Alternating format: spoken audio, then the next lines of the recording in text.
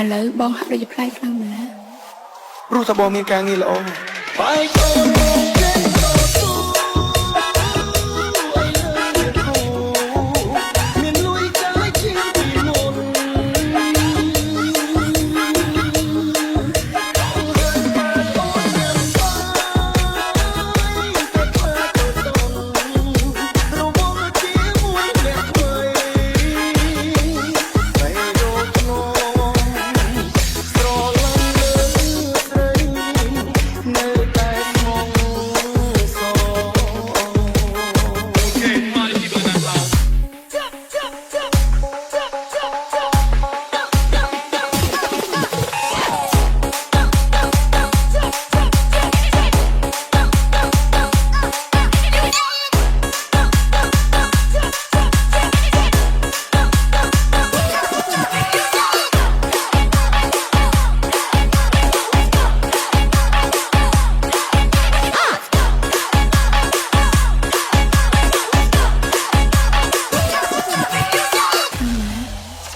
ព្រោះតែបងមានការងារល្អ